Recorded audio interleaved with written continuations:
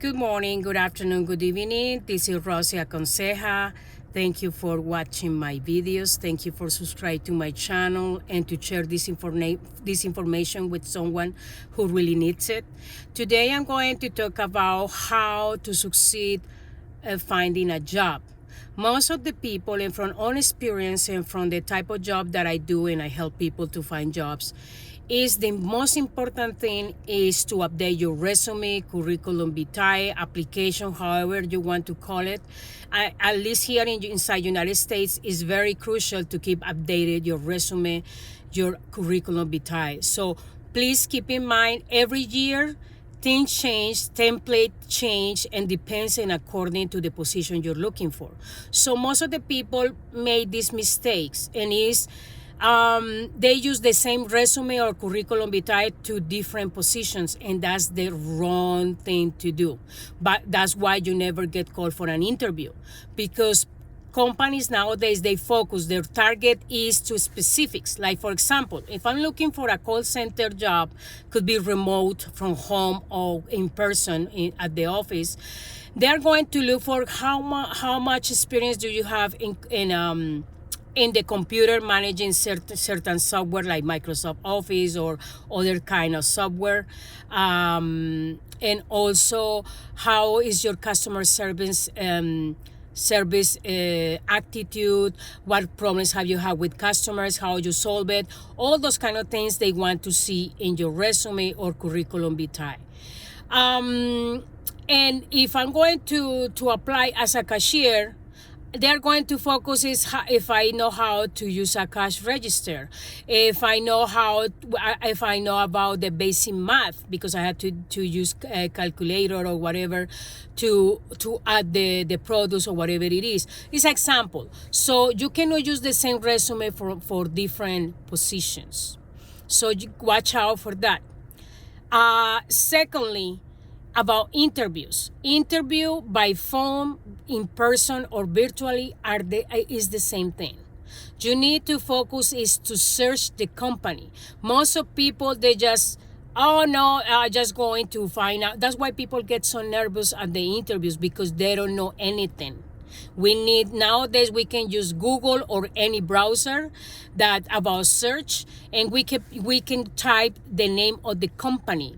So we know what's going on. When we need to focus in their vision, mission, what they do, they have branches, everything. So usually to Google them or to browser them help you to find out what is in the company, what I'm looking for, because they are going to ask me questions. So I get ready between 3, 5, 8 questions. Depends on the position and depends on the company.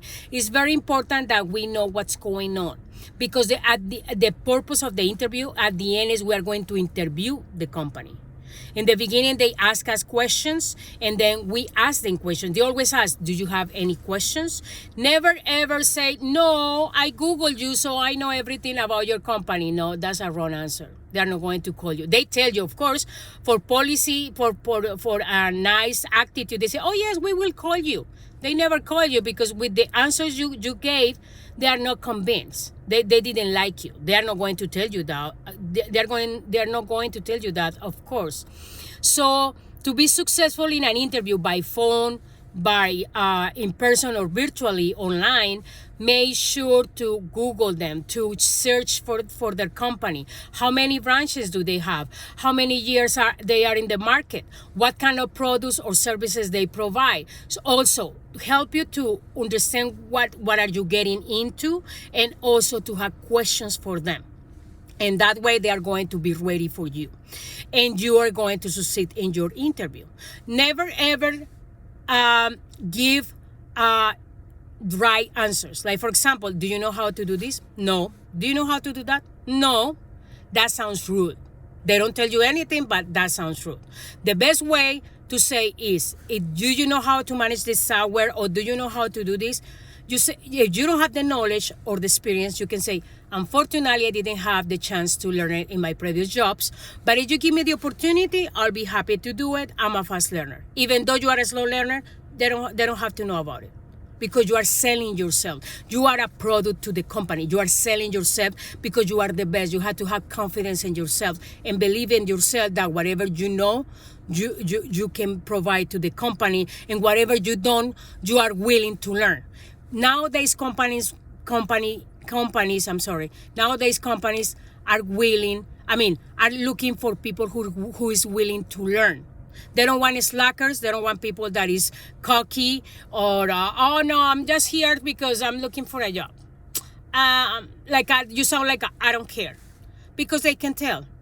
They're being interviewing many people, and they know how to interview people because they are trained for that. Most of the managers, supervisors, and people who is in charge of the interviews, they know, they have the experience. So you cannot trick them. You cannot say, oh, I'm going to say this, so they are going to be convinced. No. You have to do your job. Finding a job is a job. So you need to be organized. If you want to succeed and you want to find a job as soon as possible, you need to be organized. Write down the companies and the dates and the position name that you apply for. Why? Because in that way, if after a week you haven't heard from them, you can call them and you have the number, or Google them, or you can email and say, excuse me, I'm looking for the status of my application, so they can tell you what's going on. Next, the interview. So you got an interview and they say, we will call you in a week, and past that week and that you haven't heard from them, send them an email or call them and says, I want to this is such and such person, and I'm looking to the status of my interview that happened in this certain day. So they will tell you what's going on. You need to be persistent. You cannot, oh, I applied for this job, I just lay down and look to the roof and wait for they call me.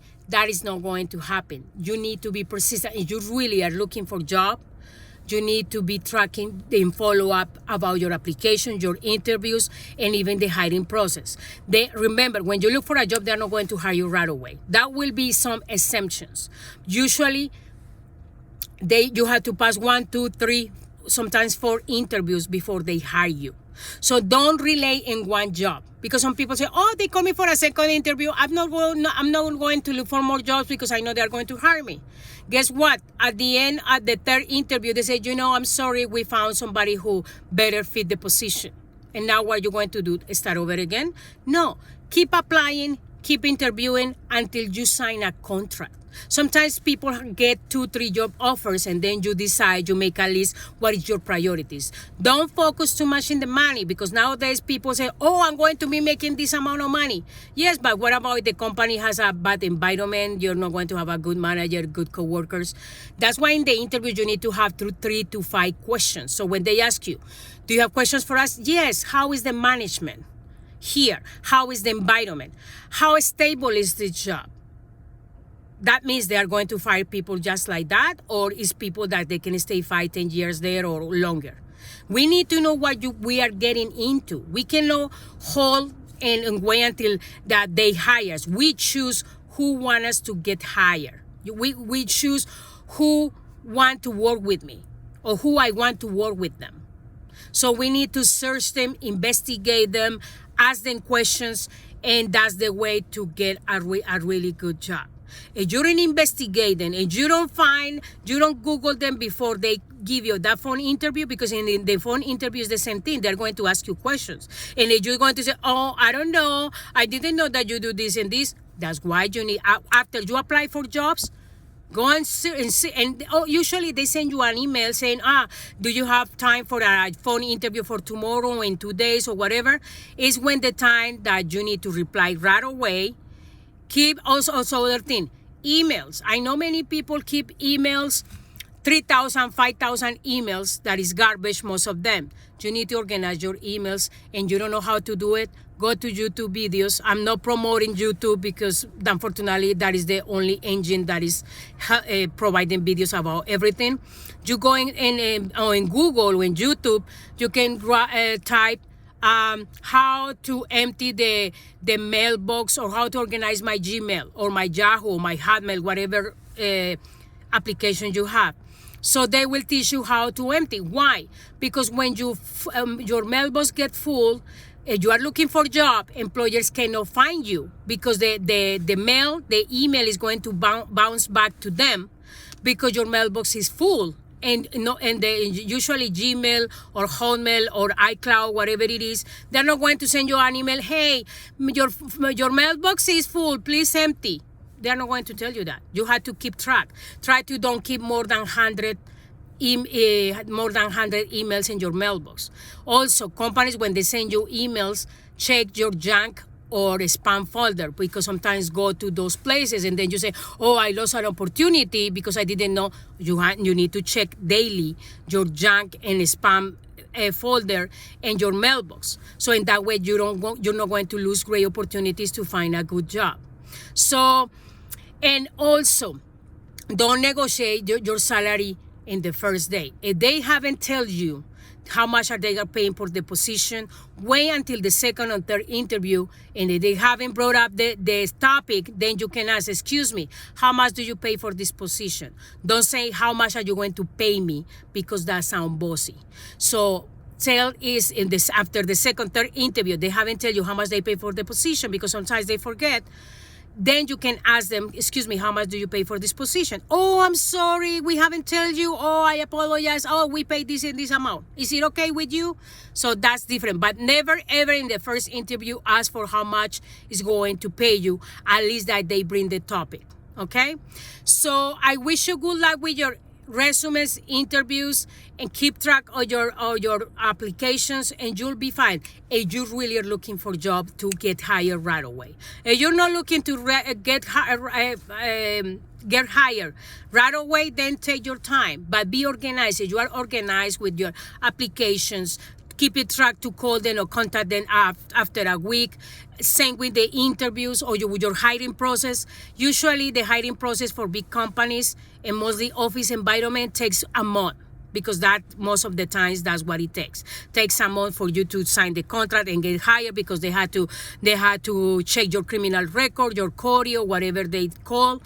And then you have to sign documentation. Make sure to read the small letter and ask questions before you sign the contract, because once you sign it, it's done. It's all set. So then you cannot say, oh, I'm sorry, I missed this part. So how can I do this? And they're going to say, excuse me, you signed the contract already. Signing the contract, it means you accepting their guidelines and conditions they are asking you as an employee.